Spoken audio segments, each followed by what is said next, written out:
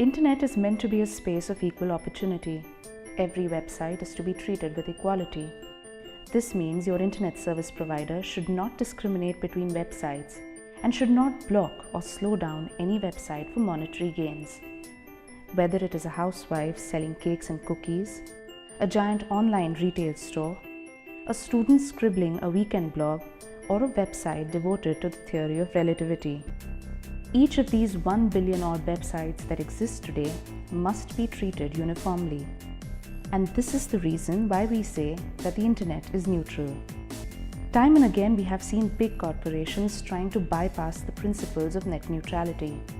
We saw it in 2007 when Comcast, the biggest internet service provider in the US, tried to slow down peer-to-peer services and tied up with Microsoft's Xfinity app to stream movies without affecting their consumers' bandwidth.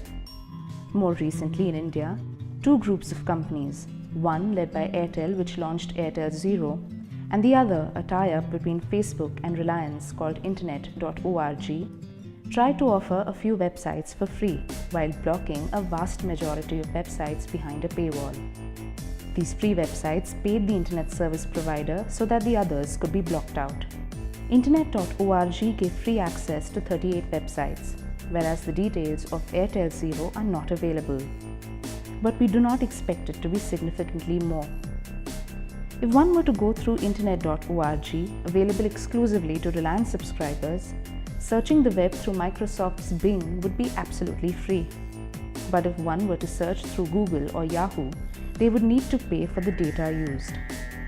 An online job search is only free if the subscriber uses a website called babajob.com. Similarly, Flipkart.com was the only option if one was to shop on Airtel Zero. What these companies were doing was turning internet as we know it into a cable TV setup, where one has access to a few free channels but has to pay every time a new channel has to be accessed. On the face of it, one could argue that these initiatives look like free services, but we know nothing is free. If one were to sniff a little harder, the stench of an elaborate business plan would emerge. We know that the worth of every netizen is valued by internet companies in terms of dollars and cents or rupees and paise. For example, in 2012, each Canadian and US user of Facebook was valued at $13.58 by the social networking giant. Therefore, what this means is that every user of the internet is a potential customer. A country like India has over 220 million internet users, which are more than the entire population of South America and Australia combined. By 2020, the number of internet users in India is likely to exceed 500 million. The e-commerce market is likely to grow to $100 billion from the current $17 billion.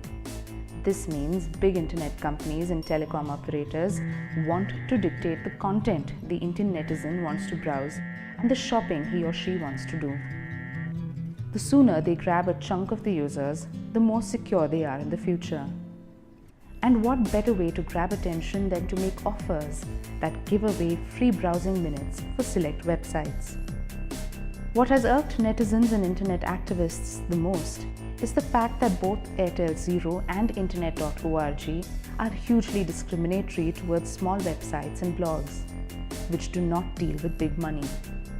If such models of internet access were to become popular, a vast majority of the 1 billion websites can be viewed only through payments, a perverse incentive not to visit any other website except the ones your telecom operator thinks you need to visit. Another question that people are asking is whether telecom companies have overstepped their role as a service provider to that of a regulator. Their mandate is to provide internet services and not to decide for the internet user on what they can and cannot access. It is almost like an electricity distribution company trying to dictate to people the brands of appliances they can use in their home. What if your power provider told you that you can use air conditioners only of a particular company, else the charges for electricity would double? This problem has cropped up in India because there are no laws to enforce net neutrality, unlike countries like the US, Brazil, Chile, and the Netherlands.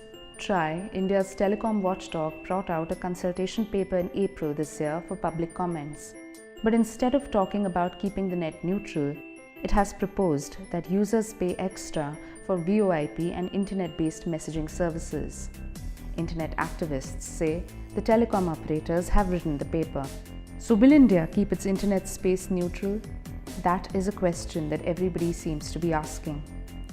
But TRAI has not spoken a word on it, since it received comments from 1 million plus people on its consultation paper. Even the outrage against telecom companies has died down since. But it will be in India's own interest to protect the rights of its netizens. A neutral internet can only foster wider dissemination of knowledge, help new entrepreneurs, and strengthen the democratic rights of its citizens. Therefore, let us say yes to net neutrality.